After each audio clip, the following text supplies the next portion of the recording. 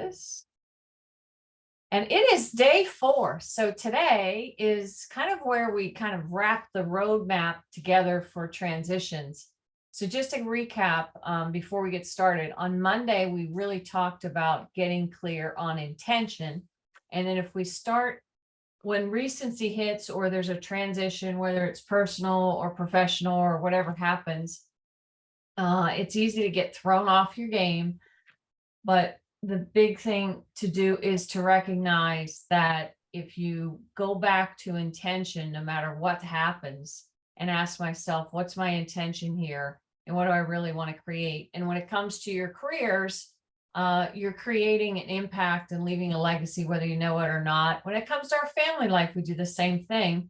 So just keep focused on intention. And what that does is put things in order.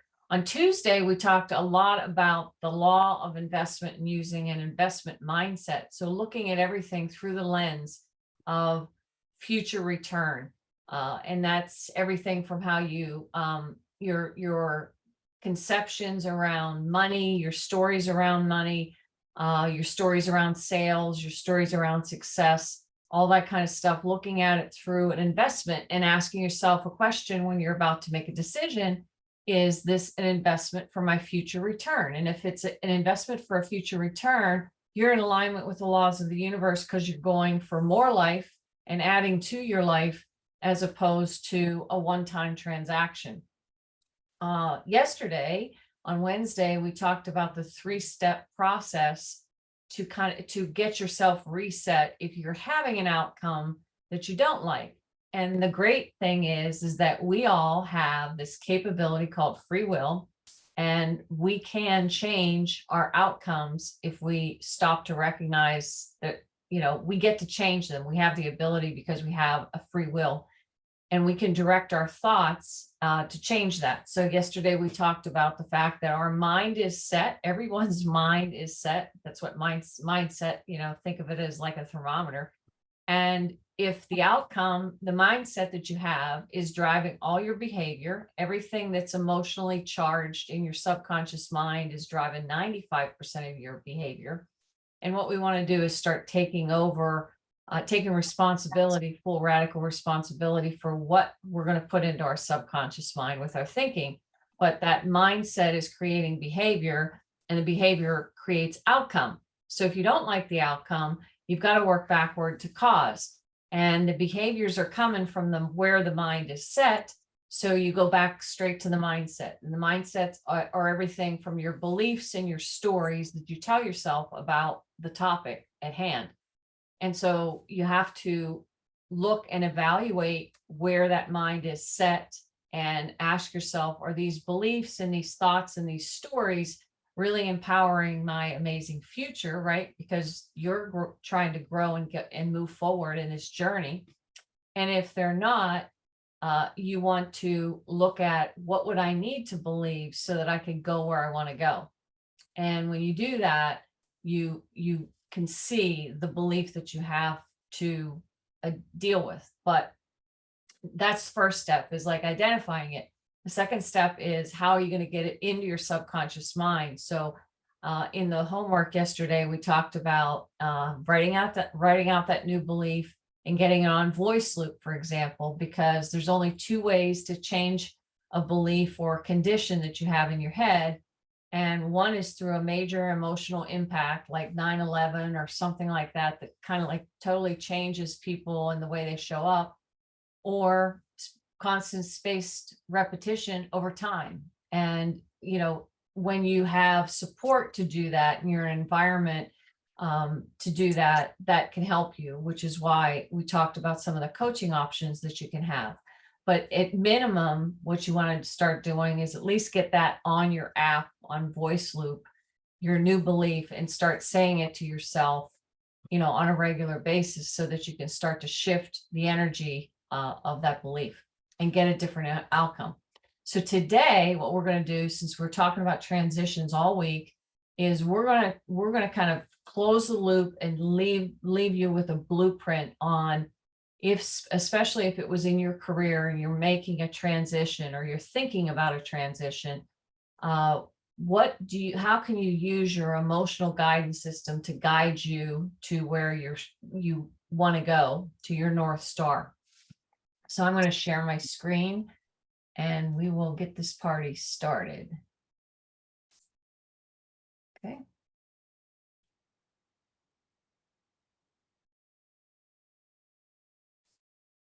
All right.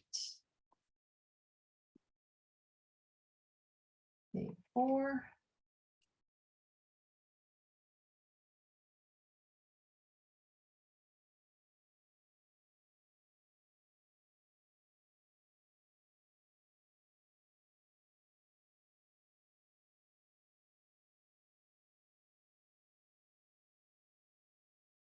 Okay, let me present button. All right.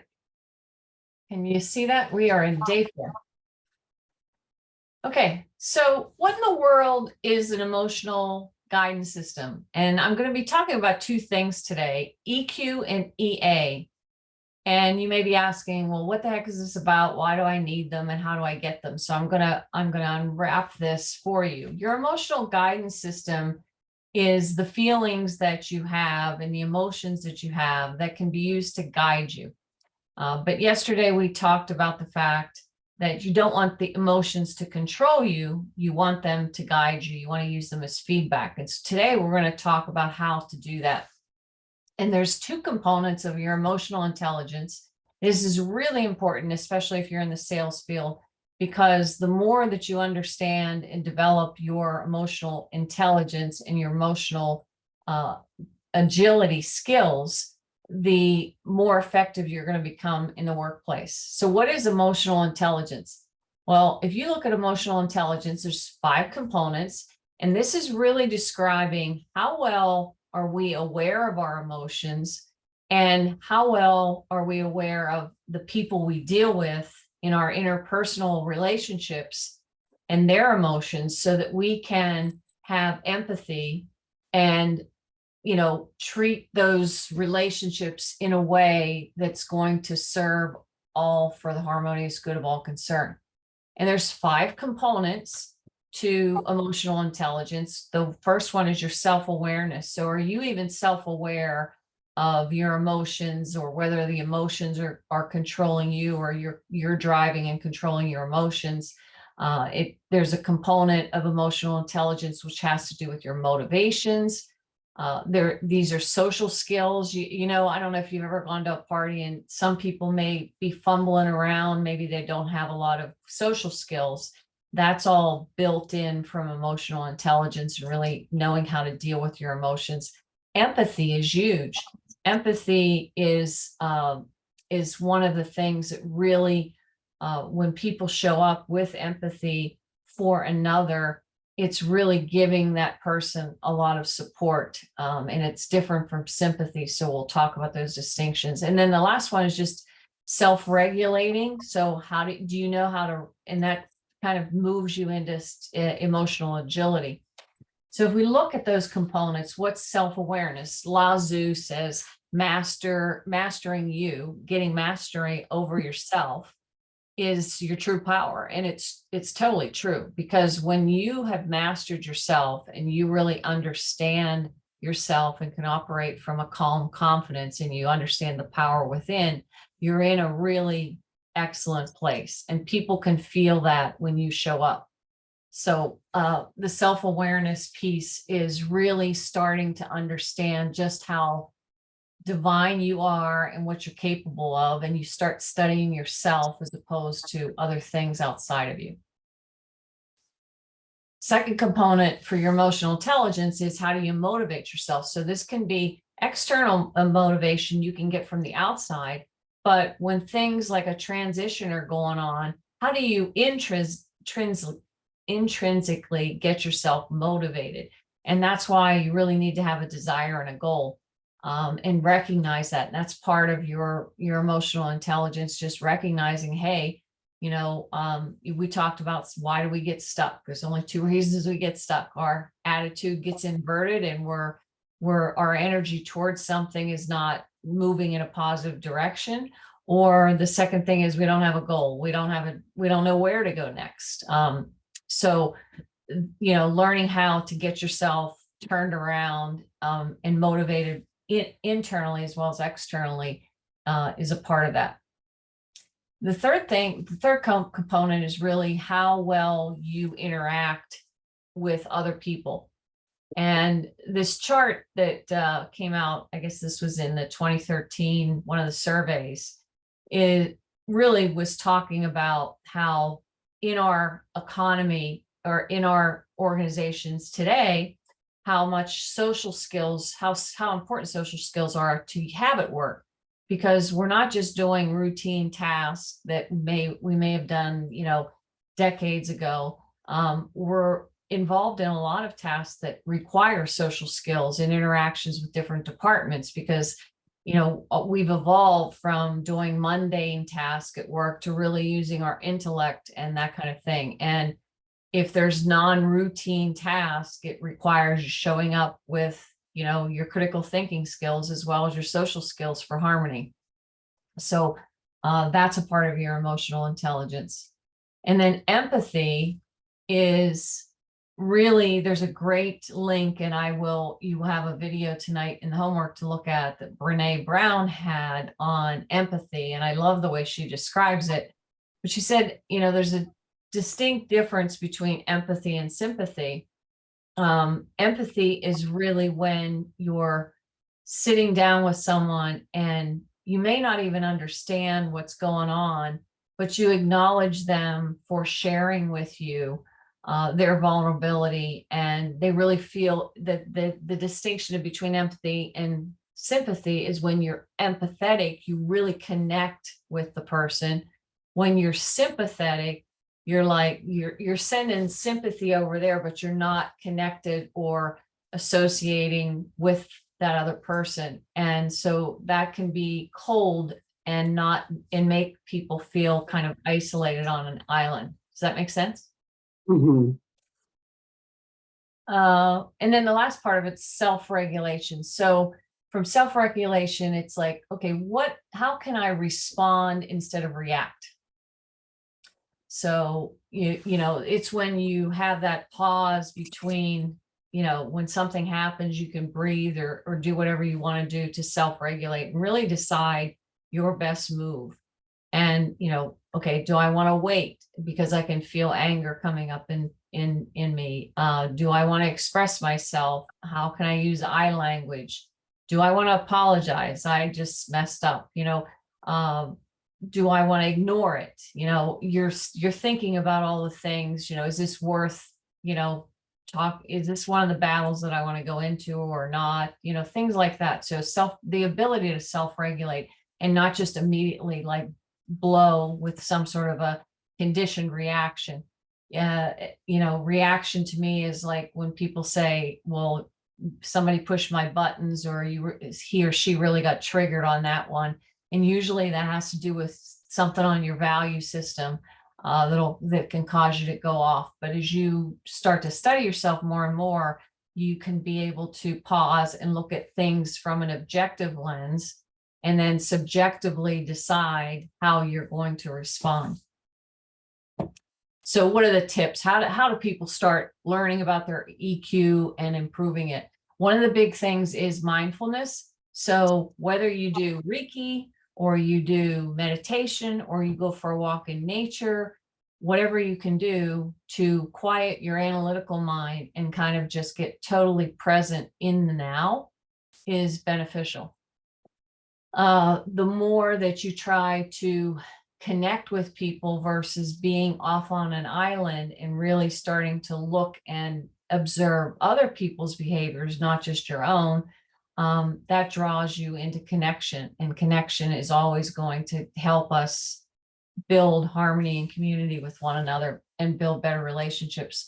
Sometimes it's just going to be trial and error. You're going to have to test some things. And the downtime to do this, like I'll call it just centering yourself, if you will, and getting into your centering zone so that you can get to know yourself really will help with EQ. Sometimes people run, run, run, run, run, and they're so involved in all the, um, we're all drawn to momentum. And sometimes we get so wrapped up in the momentum. And so we have our center and we get so into the drama of what's going on that we feel ourselves getting pulled. Well, that's when you've got to come back and get centered again, because you're going away from your center zone where you can really observe well. Other things that you can do for your emotional intelligence, there are assessments like the energy leadership assessment is a great assessment because it's not a personality score assessment. It's taking a snapshot of your attitude right now, and it can tell you if you have maybe inverted deficit energy going in one direction or another. The basis of it is that we all have these 7 levels of energy, and there are pluses and minuses to them. So there's nothing bad with energy. Sometimes you are going to be lethargic depending on what's going on. Sometimes you are going to have a little anger for a reason, and there's positives and negatives to it. But what the assessment does is really open you up, to awareness of yourself. And when am I reacting? And it's usually under stress versus how do I show up when I don't have stress? You start looking at that, then you understand your triggers, and it's very beneficial that way. Another assessment that you can do is there's the positive intelligent assessment that is available. And that one really kind of lights up your judge. We all have an ego, our inner critic, and our inner critic is kind of like a little child, and it thinks that it has to, what you do or what you have is part of the identity, and it's kind of our lower self, not our higher self. And by looking at some of the things that you can get off the positive intelligence assessment, you can see to what degree you're always looking for the glass half full versus half empty. And you can also understand a little bit about some of the things that happened as a child that activated your protection system, and brings up that inner critic of judgment. And you can learn how to quiet that so you don't self-sabotage. But those are just different things for emotional intelligence that help so as you study yourself, you may want to access some of these things. But really, what's the benefit? What's in it for you? For sales, it's absolutely huge, because if you have empathy and you have self-regulation and calmness when you go into a sales call, and you can be totally present in the now with your active listening and really connect with people powerfully, you're going to make emotional composites, and you're going to develop trust a lot faster than if you don't have emotional intelligence. It states that, leaders have high degrees of emotional intelligence. They get the promotions because of their emotional intelligence. Decision-making improves because you've quieted down all these outside noises, and you can really use your critical thinking skills. It gets rid of stress. For organizations, it reduces turnover and improves the engagement and the performance of the team. And overall, from your well-being, you're just a much more balanced person the more emotional intelligence you gather. And if we look at emotional intelligence, we're understanding and being able to name emotions and deal with those. So that's the one side of it. At that point, any questions on emotional intelligence? Good.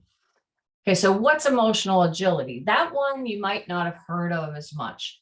The emotional agility is really how you make the decisions of where you're going to navigate. So right now, if we had some exercises this week to talk about, am I in the right place to play to my strengths? And really, if you're not, or if you feel that there's some sort of, negative energy around what you're doing, and maybe you're not doing what you love and loving what you do, you may want to be thinking about decisions. And so what emotional agility does is it helps you navigate the twists and turns with transitions, disruptions, whatever's going on, and helps you really be able to point to your North Star for your next best move. So you're not making a panic pivot, which a lot of people do. There's a lot of things going on right now. I just saw the news feeds that, there's big companies like, Thermo and other companies in the pharma. There's all kinds of layoffs going on and disruptions right now. And so there's going to be a shuffle, and a lot of people will make a pivot and they'll say, oh my gosh, okay, I got laid off. And you can either have negative view of that or a positive view of that. But you haven't been pummeled, you've just been planted, and your emotional agility is a skill you can activate to get yourself to figure out how you can make a positive pivot as opposed to a panic pivot. And there's 4 components, and this really helps when you're making a decision or trying to make a pivot to use your emotional agility. And so the questions you have to ask yourself are, how am I showing up and how do I want to show up? Because you do show up all the time and you're leaving a legacy by how you're showing up. So one component is just looking at that, the energy, and how, what kind of energy are you putting towards everything as you show up. Another part of it is walking your why. So are you thinking from an intention of what's my purpose and what is my intention that I want to leave for my legacy? And so what would be a pivot that would be in alignment with that? Stepping out is your ability to observe. So how well can you, when something occurs, step back into the observer and look through an objective lens that just everything is and what's changed, as opposed to being emotionally charged by it. And then the fourth component of it is sometimes you just need to move on. Sometimes you can't fix what you're in. Sometimes you have to make a pivot to leave something, and that takes courage in many cases, but sometimes you have to move on. But if you know from the emotions you're feeling that you're really not growing here, there's nothing that you can do to fix, the best thing you can do for yourself is to move on. That's having emotional agility and knowing that, my time's here, whatever I had to get from this experience, I've got, but there's nothing more to gain. And it's time to go to something else that's going to grow and heal me from here. So those are the four components. Now, when you show up, this is how present are you? Like when you show up at the party, when you go to work or you go to a meeting, how do you show up? Are you thinking about how you're showing up? It's the energy you're bringing to the party, and it's which way your attitude is. So on Tuesday, I think it was, we talked about, are we thinking from lack, from what we're deficit of, or are we thinking about growth and how we can expand things? Do you have an open mind and expanding most of everything? When we get these disruptions like this in our lifetimes, it's always a signal for us to, if we don't like something, if it's not what we want, it's time to create something new. So having that open mind to create something new. Stepping out is like the picture of the cat, like the cat's always looking for the mouse, right? It's like, what's my next move? Where's the opportunity here? So your agility and your ability to stand back, it's almost like watching a movie, like sit yourself in the movie seat and just kind of observe what's going on and be totally detached. That's the freedom, is when you can detach yourself from anything and accept what is, and then decide what you want to create and what your next move is. Very powerful place to be. Walking your why. That's all about, are the core values aligned? Because the easiest thing for you to say yes to is, is the things that are aligned with your values. So earlier this week, on Monday, we talked about what are your top values for this decade of your life. And if something is aligned with your values, it's easy to say yes. So, walk your talk, and less talk and more action actions speak louder than words, but if that action is aligned with your core values, it's going to be very easy to lead people and lead yourself from that.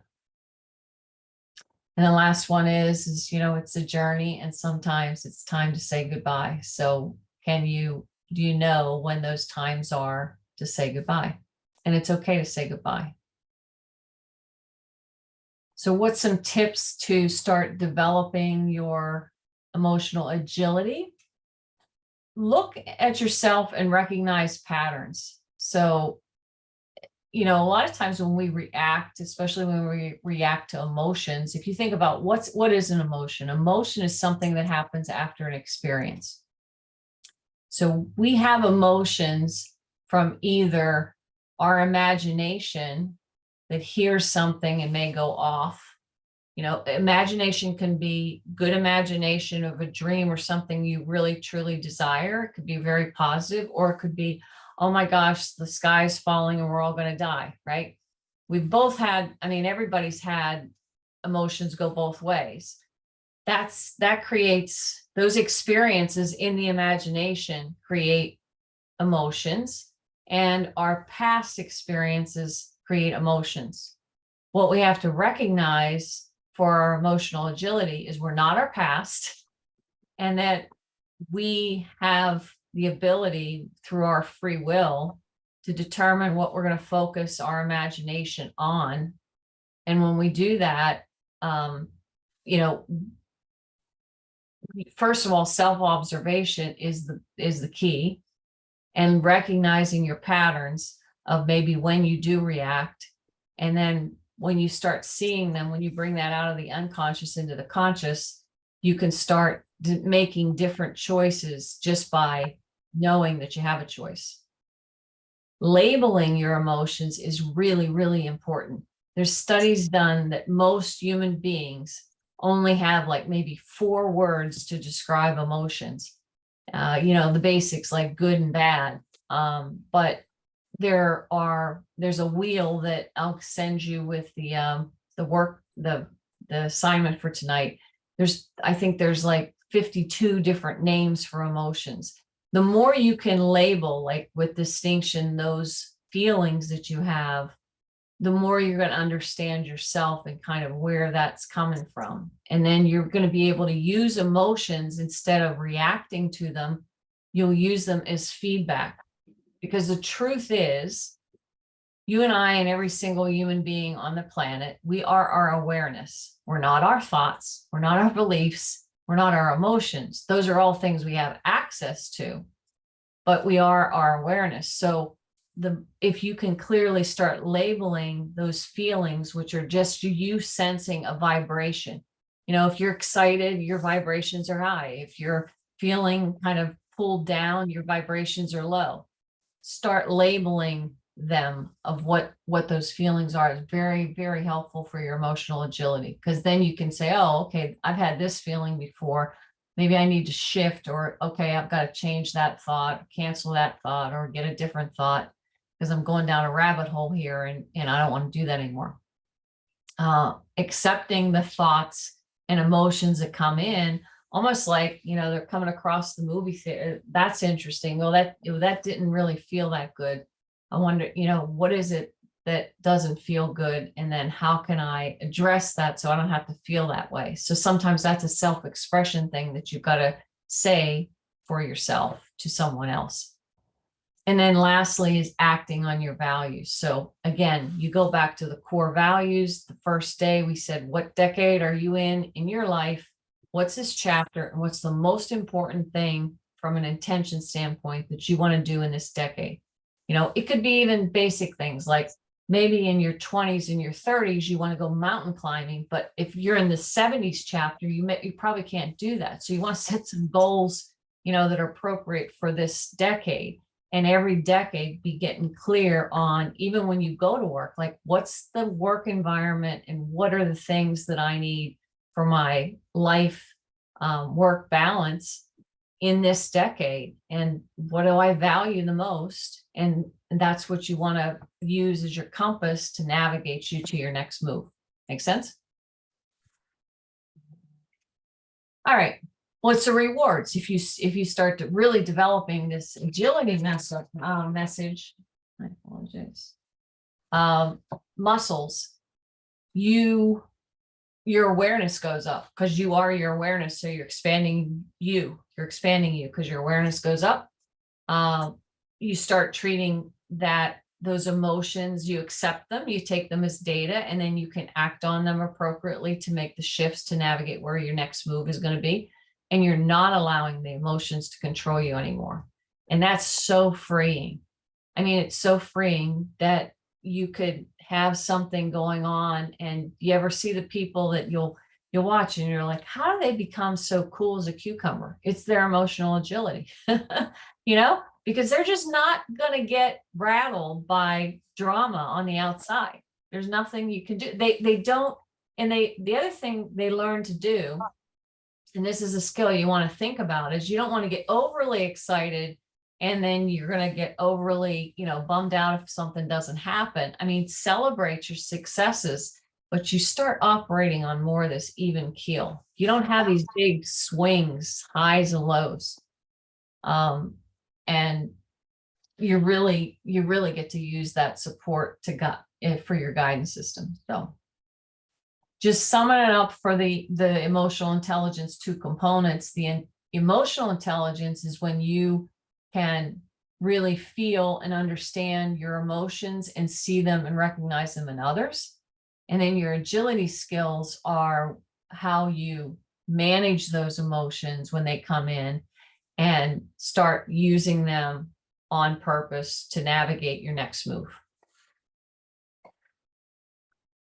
So based upon what we just went through, make a note if there's something that you think that you want to work on, and any kind of support that you need or questions you have on that, then I can take the questions at the end here that we're going to go to. So now I'm going to take this information and say, how do I apply it to the fact I'm going to make a transition, or I'm in a transition?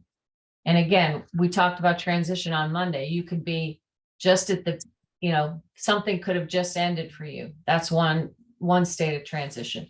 Another state of transition is you're in the neutral zone. You're trying to figure out your next move, or you're in your new beginning and you got to navigate the journey forward in your new beginning. Wherever you are, this will apply. So I'll give you some examples.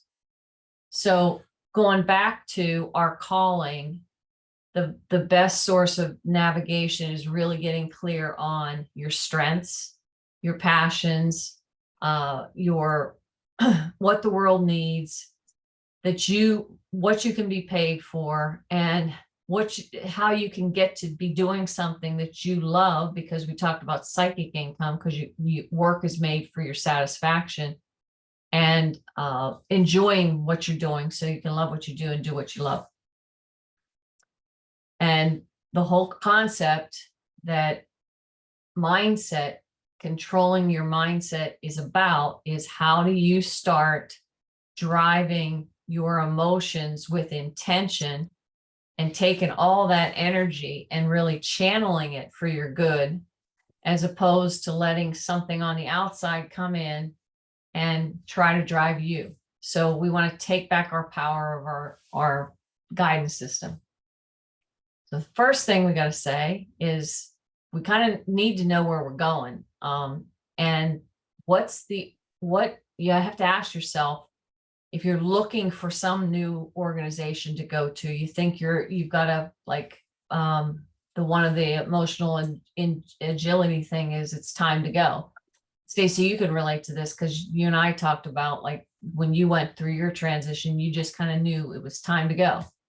So first, right? So first step was, what organization needs what you have, what you're really good at, where your strengths are, and has what you need. And when you plan this right, and you really do the due diligence to write this down and get clear on it for yourself, because you understand yourself so easily, you're going to attract the right employer. Believe me, it will happen.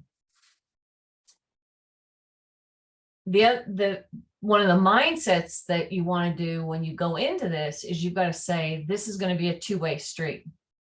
And I say this because I can't tell you how many people that I have interviewed for sales jobs over the last almost 40 years.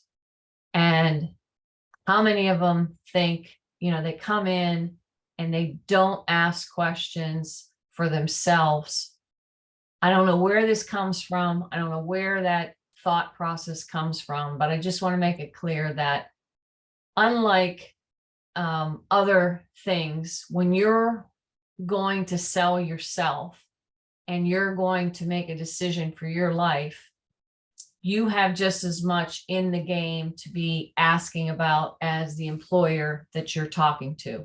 It's not all about one person or the other, because for the benefit of both, you both want to make sure that you're getting a good fit. So two-way street thinking is what you definitely want to adopt. Then you want to ask yourself, okay, what's going to drive the alignment? Well, studies have stated over and over again that those who find this really good alignment, and the studies say that it's all about congruency of values that really keep people engaged, because values are the things that we always want to say yes to. So if it's a big value, like for example, maybe for some people it's integrity and respect. For other people, it might be, doing things, philanthropy things that they do. It could be environment. It doesn't matter what it is. It's, everybody has different values, but you really got to ask yourself, what are my core values for this decade of my life? And how can I find a company who has similar values that are going to be congruent? And if you do, you're going to have very high engagement. We talked on Tuesday about the value equations, and I'm going to expand on this. So we said that it's profit is for fit, right? So both sides, the employer and the employee, you want to get a good return on your investment.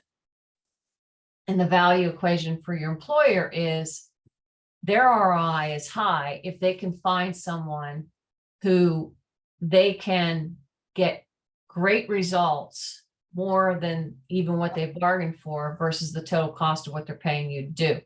So if you are loving what you're doing and you're excited, and it's, you go and they get a lot of results out of the person that they hired because they're loving what they do and do what they love, they're going to win.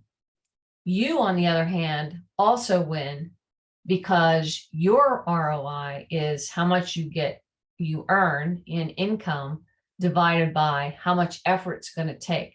So if you're in a job you love, the effort's going to be, you're going to have high vibration. And if you're playing to your strengths, you're not going to be struggling to get the results, right? So the value equation for you is high if you get to play to your strengths and do things that are effortless and fun and fulfilling for you to do. Now, continuing on to that, we want to get the values for the company in line with your values. So, does the company, if you have an excellence thing and you always want to be the best at what you're doing, are you going to work for a company that wants to be the best at what they're doing, as an example? How congruent are those key values for you right now? And then really making sure that you're clear for this point in my life, because you could go through all the values on there and have, a ton of them, but what are the top ones that are really most important at this particular chapter? And you put those two together, you get clear on some questions that you want to ask about corporate culture to pull out if there's a match. So that's the first place, your values that you want to look at. When you're selling yourself, you have to first sell you on you, because the only product you're selling in an interview is yourself. So are you leveraging your brand?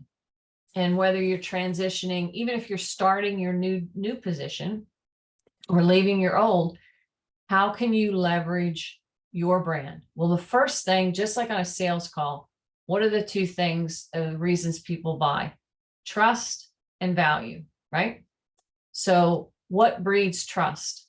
Authenticity is huge.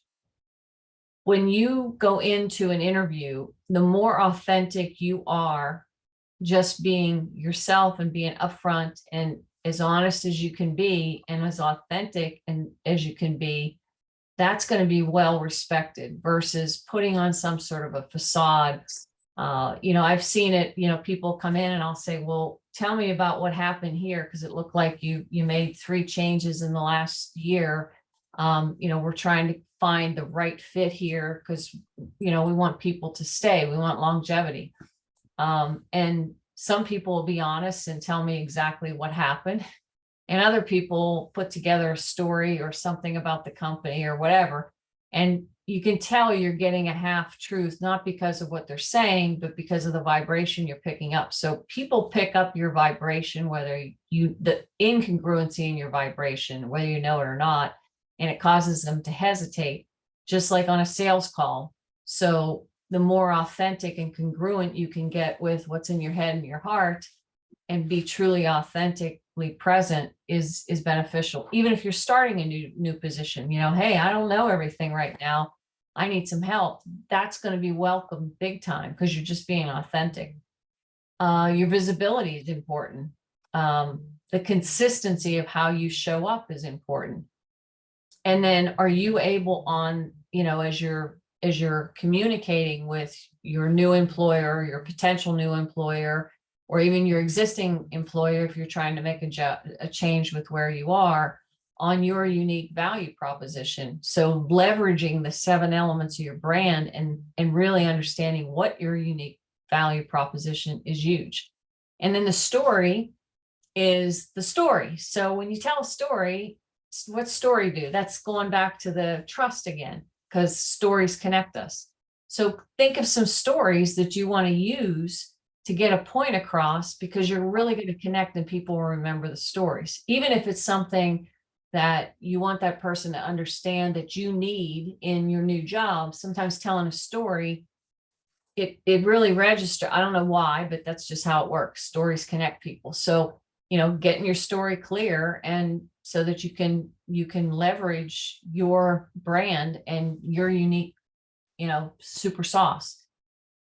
Connections that you make are going to be huge. So maybe, how many connections do you have and they have, and how can you leverage those connections for more wins for both of you? That's a big thing. So if you're young, you're listening to this and you haven't made a lot of connections, you probably want to, get active on LinkedIn and start really connecting people, when you're making calls and stuff. But the connections are huge, and connections can really build bridges for references and things like that, because if people know certain people that and what you've left before in a legacy, you can really use that to your advantage.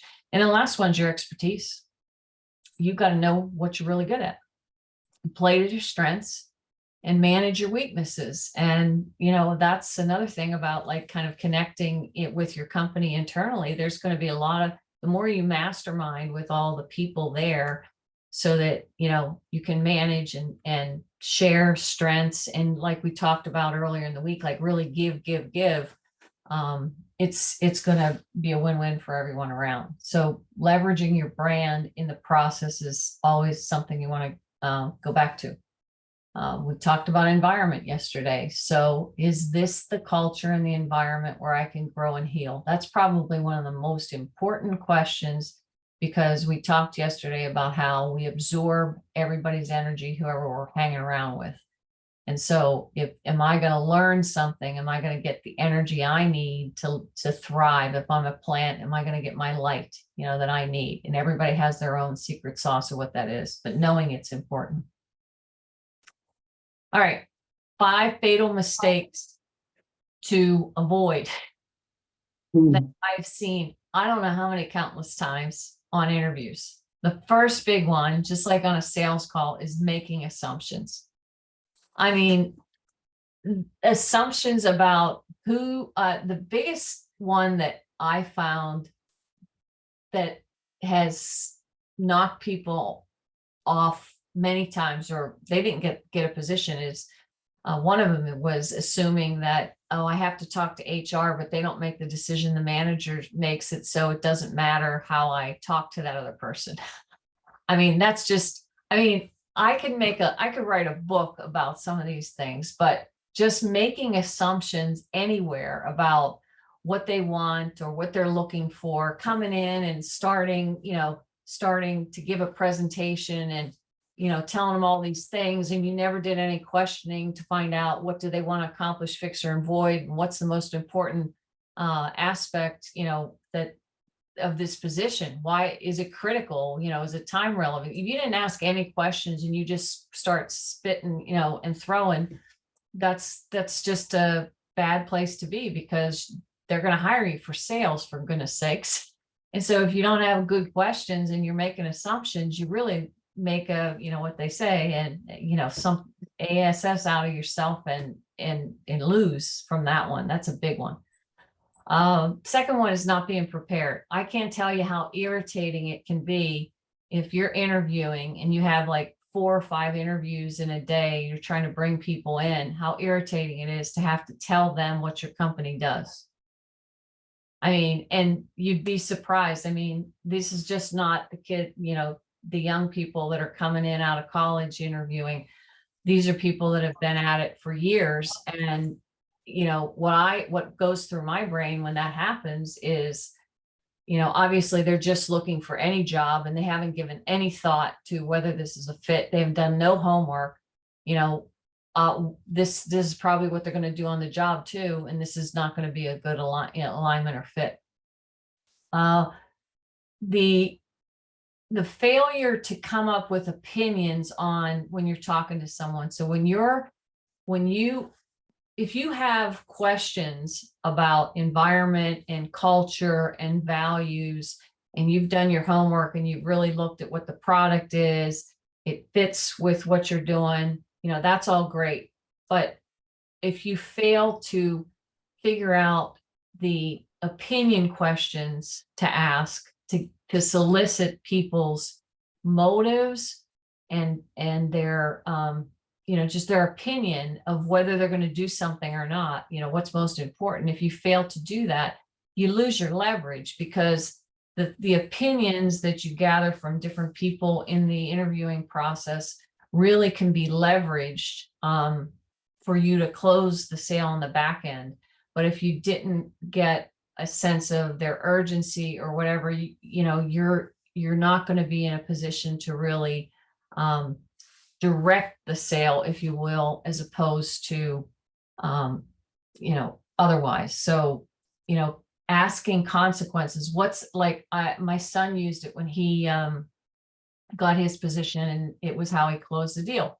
So he asked a consequence question to the manager, and he said, well, what's it costing you the longer that this position stays open? And he goes, oh my gosh, this is like the most, one of the most important territories, da da da da. And he said, well, I'm ready to start tomorrow, and that kind of assertive, but if he not asked that question and just did worse yet, let the interviewer ask all the questions, and you don't ask questions, you miss out on all that juice that you can use to make a discerned decision as to whether the organization is a fit, and use leverage for yourself if it is a fit. Failure to ask questions about the culture, out of some sort of fear.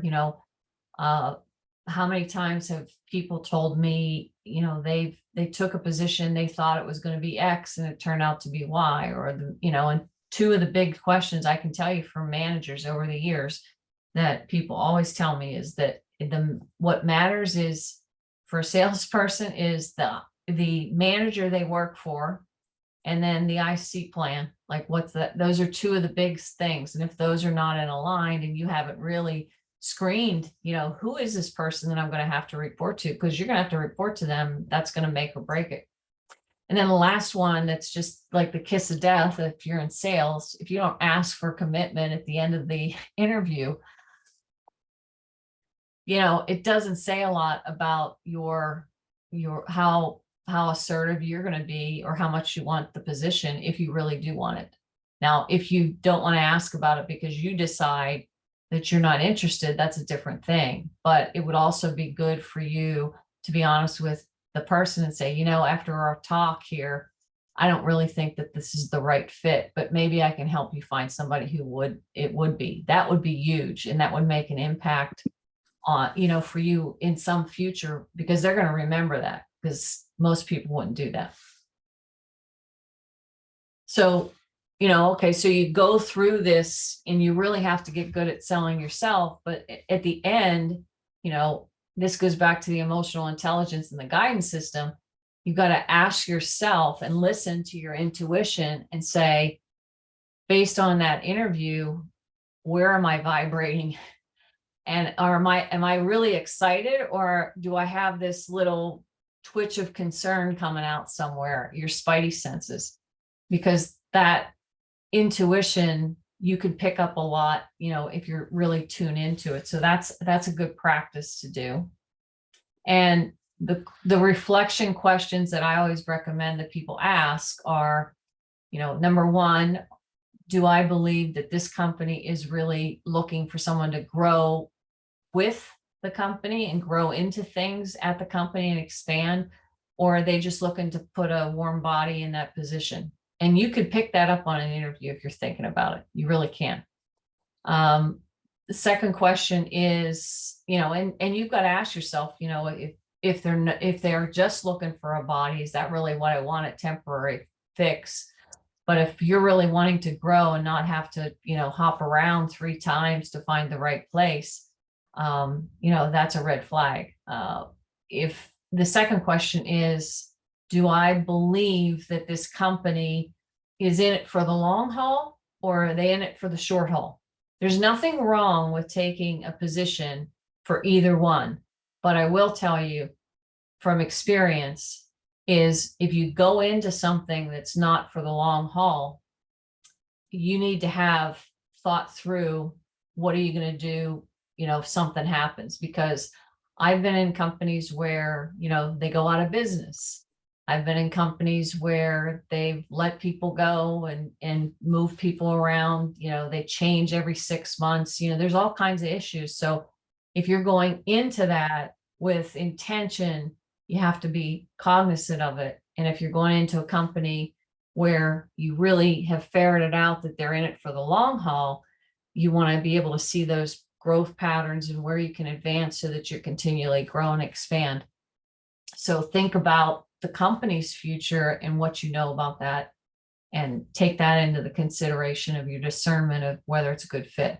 And then the last one is really, do I align with the missions and values? So am I excited about their future? Am I excited about their mission?